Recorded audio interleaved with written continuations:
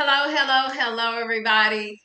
I want to say thank you. You guys, new people have joined the community, and I appreciate each and every person who takes just a few seconds and hit the subscribe button.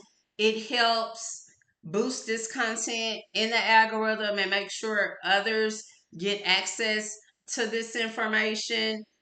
You guys who may be new to the channel, my mission here is simple: to empower Black women to having the emotional and mental well-being we deserve, as well as provide resources to help us have the best businesses possible, to have thriving businesses and have that well-being at the same time. To that end, today we're going to talk about something that doesn't get talked about enough, I feel, in the journey of entrepreneurship, and that's mental health. There was a study recently, the University of California in San Francisco, that did a study, and they found that 72% of entrepreneurs report having mental health concerns. I don't know about y'all, but that's a little high. That 72%. And what they found, most entrepreneurs have higher rates of depression, ADHD. We all know this entrepreneur brain, we're always firing. That really wasn't a surprise to me. Anxiety, substance use disorders, and bipolar, which that was a little surprising to me. So you might be thinking, why are entrepreneurs at increased risk? And the truth of it is, we know entrepreneurship has its rewards, but it does have its challenges. We deal with high levels of stress and uncertainty. Um, you talk about income. We already know it just fluctuates. It's up, it's down, it's all the way around. Just trying to figure out how our business is gonna survive, especially right now. We're in uncharted territory. We have administration that's wreaking havoc on all of the nation, but especially on Black people. And that's a real thing we're contending with. And then just dealing with the performance, the pressure we put on ourselves, especially as Black women. We just feel the need to over deliver, right? And that ties in into the perfectionism, just wanting to everything to be perfect, top notch.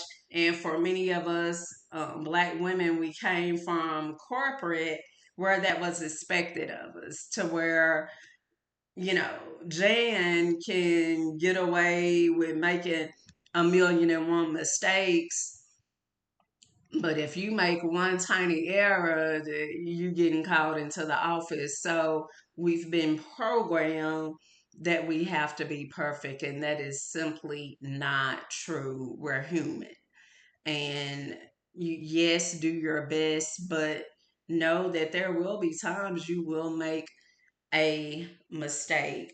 And then another stressor that we deal with: stigma. Whether it's even like right now, how I'm wearing my hair, I'm gotten it all. I laugh because what was the guy said this was a curly bob, but rocking an afro or however you choose to wear your natural hair if you are a Black woman. Just the stigma that we carry, whether it's around our hair, whether it's around um, just us assimilating our behavior to mainstream. I know many times we get accused of having mean looks or just looking a certain type of way, and we're just showing up as our authentic selves, and that is a problem for some, but that is not our business how they perceive us. But thankfully, there are things we can do to improve our emotional and mental well being, whether that's getting professional support, whether it's getting with someone like me who's a master life coach or a therapist. If you're looking for a therapist, Black Therapists Matter. Um, Therapists who, as the website suggests, Black and can relate to the challenges that you face as a Black person. Other things you can do to lower your stress levels, having those definite start and end times for your workday. Don't put so much pressure on you. Um, your start time, that's when you begin work. And when that time ends, you stop. It doesn't matter what's going on, it doesn't matter who calls you. Give yourself time to decompress, right? Another thing that's I found really helpful in your work day, just having a diffuser in your work space, in that diffuser placing essential oils like um, lavender and tea tree are two of my favorites. I got many favorites. We do know that lavender, peppermint, really good for alleviating feelings of anxiety, feelings of depression, really good things that just help you remain stable throughout the day. Another thing that I highly recommend is pay attention to who you say yes to as clients. Sometimes we get so desperate for our clients, we accept people who we know aren't assigned to us, aren't a good fit for us. God will send you the right clients, the right partnerships, the right collaborations. Just trust his timing, and what's for you will not miss you. I will be sure to put the Black Therapist Matter website in the video description, as well as my link tree. Link tree has a lot of resources in there.